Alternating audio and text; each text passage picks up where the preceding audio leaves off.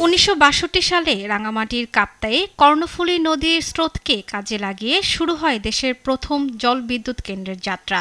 পরিবেশ বান্ধব এ কেন্দ্রটি দেশের সবচেয়ে সাশ্রয়ী বিদ্যুৎ উৎপাদন কেন্দ্রগুলোর একটি, যেখানে কয়লাভিত্তিক বিদ্যুৎ উৎপাদনে ইউনিট প্রতি খরচ কয়েক টাকা। সেখানে কাপ্তাইয়ে ১ ইউনিট বিদ্যুৎ উৎপাদনে খরচ মাত্র ৫০ থেকে ৫৫ পয়সা। ২৪ ঘন্টায় উৎপাদন হয় প্রায় ৫২ থেকে ৫৩ লক্ষ কিলোওয়াট আওয়ার।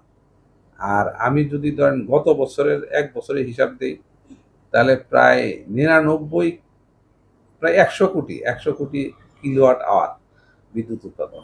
সময়ের সাথে সাথে সাশ্রয়ী এ বিদ্যুৎ কেন্দ্রের ভবিষ্যৎ নিয়ে বাড়ছে উদ্বেগ। ৫টি ইউনিটের বেশিরভাগ যন্ত্রপাতি ৫০ বছরের বেশি পুরনো।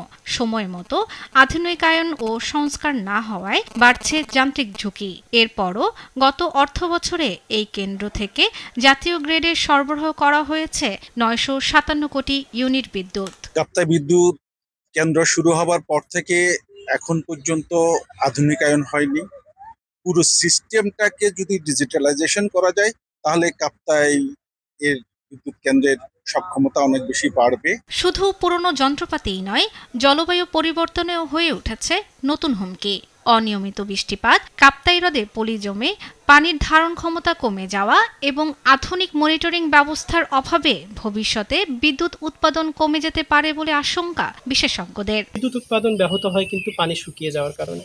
আমরা যদি এখানে ড্রেজিং এর মাধ্যমে এটার গভীরতা বাড়াতে পারি, তাহলে বিদ্যুৎ উৎপাদন যেমন বাড়ানো সম্ভব, সাথে সাথে আমাদের এই ফিশারিজ রিসোর্সেস এটার প্রোডাক্টিভিটিও অনেক বাড়ানো সম্ভব। দেশের পরিবেশ বান্ধব বিদ্যুতের সবচেয়ে বড় এই সম্ভাবনাকে টিকিয়ে রাখতে দ্রুত আধুনিকায়ন, নিয়মিত সংস্কার এবং কাপ্তাই হ্রদ ব্যবস্থাপনায় কার্যকর উদ্যোগ নেয়ার দাবি সংশ্লিষ্টদের।